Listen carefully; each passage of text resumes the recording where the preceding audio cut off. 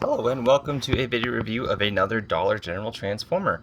And I apologize for the new studio lighting. This new studio lighting, you can see my hand. The light fixture, I call it studio lighting. The light fixture I had in this room was close to 20 years old and it kind of died. So I have a new lighting in here. I have a new light setup in here. I promise I know English. And today we will be looking at the Transformers Authentics, I think it is, Starscream from Dollar General. For 10 bucks, this figure is not bad. The red on the wings and on his chest and that's all paint. Got a nice head sculpt there. My camera does not like to focus with this new lighting. But lots of nice detail. I really like this figure.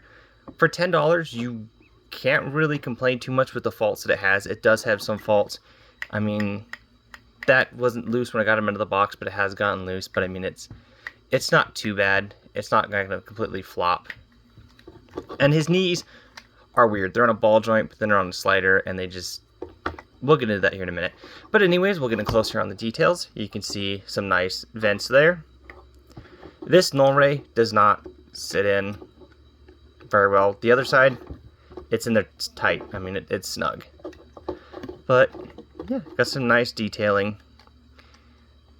He does have elbows, but they're supposed to lock in. This side doesn't, but this side does, and it's really tight. So he does have kind of pseudo elbows, but you can kind of see he does have pseudo elbows. Let me make sure that's on camera. You see that little nub. I'm going to leave them untabbed for a moment because transformation is kind of a nightmare. Got some nice legs, some feet, which are on a ball joint. So he does have ball joints all throughout his legs. So hips can go forward that far, back that far, and outward that far. I mean, he does have some ball jointed knees, so you get a lot more play out of the knees. Nothing at the torso. Shoulders are on a ball joint, so they can go up that far, back not at all because the wings, and out that far. But yeah, a nice little figure. He's about, let me adjust my chair. Sorry about that. I have a really old computer chair, and I don't want it to be really squeaky and annoying. So I'm sorry if I keep adjusting it. So, yeah, he's about 8 inches tall. Same size as the original Build-A-Figure Ultron. I didn't really have a ruler on hand, so I measured that, and they say he's about 8 inches. So he is decent sized, about Voyager sized. The only accessories you get are these two guns. Head can do almost a full 360 to 180 because of the chin shape. But yeah, we will get into transformation, and fingers crossed nothing pops off. First off, take the cockpit. You can, well, you can't rotate his head around, so you can. Now the legs are the nightmare part because they're supposed to collapse in. But this side is nice because it snaps in. 1 second. This other side is really super tight, and it's really tight pulling it back out, and if it does pop off at the ball joints of the knees, it is a nightmare to pop it back on. Flip those out. Another nightmare are the arms because they're tight. They just slide down. Just fold those up, and then the wings. You're probably asking, well, the wings look funny. Okay, so these wings are supposed to flip around, but you gotta kind of finagle the arms around to get them to be in place. And again, just kind of get it up there, rotate his arm like that, kind of force things between themselves. The arm didn't pop off, rotate the null ray, that one fell off, and there you go. Basically, you can kind of see everything underneath. My table's really wobbly. One of the legs, I moved it to clean behind it, and one of the legs is just gone. A nice looking jet mode. Pretty big too. I'd say he's about 9, almost 10 inches across from tip to tail. Nice Decepticon logo. Lots of nice molded detail. Yeah, for 10 bucks, I can't really complain. This has been a shorter review because this figure really doesn't have much to him. Unlike the Optimus review, he is complete. That one was uploaded. But yeah, for 10 bucks, this is an amazing jet. I know $10 is kind of a little steep for these. Robot mode is great. He doesn't stand too well because of his knees. As a toy, if the joints were a little bit looser, I'm sure you could fix it somehow. It would be phenomenal. But yeah, if you can pick these up, they make a great display. Oh, excuse me. I am actually going to take him and put him on my Beast Wars shelf. If you remember that, there was an episode where Cheetor had a dream and Starscream was flying through. I'm going to hang him from strings on my ceiling next to my Beast Wars shelf to kind of reference that. I know that's a super niche reference. I do like the metallic cockpit. You can kind of see there is a reflection in it. So there is nice detailing and paint on this guy for 10 bucks, or $9.88. But, you know, he does have his problems. Again, these are the worst offenders. I really wish, especially this side, was really, really easy to pull out like this side is. It pulls out, locks in. Nightmare, pops off. Scared I'm going to break it because it takes a lot of force.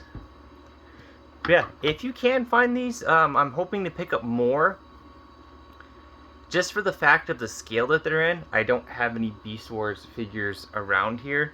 The core class Beast Machines Cheetor scales beautifully with these. If you remember in Beast Wars and Beast Machines 2, the G1 characters are huge compared to next Beast Wars, so this is perfect. I don't have Optimus Primal out right now. He's actually on the shelf. He will scale somewhat nicely, not quite as nice as I'd like. He'd scale perfectly with the Masterpiece figures. But yeah, this figure, not bad. Just the legs are the main offenders. The wings, having to force them around each other is annoying, and it's an issue, but it's doable without popping them off. The shoulders are doable without popping them off. The legs, here, I'll show you this. That's what you have to deal with. And then as soon as you go to pop them back on, they pop back in. So it's just kind of pull it back out. It's a nightmare. And you do have to use a little bit of force. See, if I pull out this leg and not the other one, it takes a little bit of force. But I mean, it doesn't pop off. This leg is the main offender. This is harder to do on camera than it looks. So I'm looking through the viewfinder, not the actual figure. 1 second. If I bump this table one more time, I swear I'm just going to film this review on the floor. But you can see it's tight. And then it's just the sliding mechanism on this one is just too tight for that joint. I really wish it didn't have knees and this was a solid piece, because they are loose.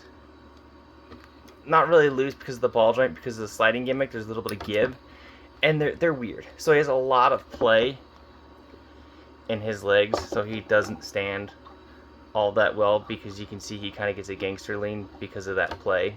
You kind of see him kind of wobbling a little bit. But yeah, transform him back in 1 second here.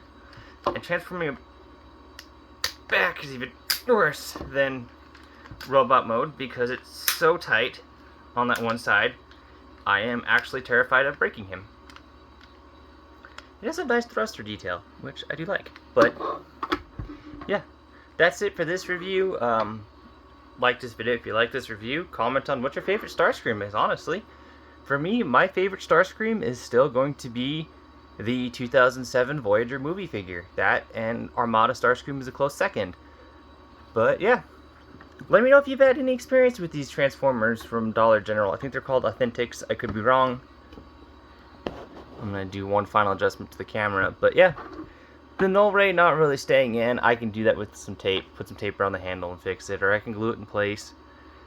It's not really that big of a deal. But yeah, let me know what you think on this figure. Let me know your favorite Starscream figure, and I will catch you folks next time with hopefully a better edited review.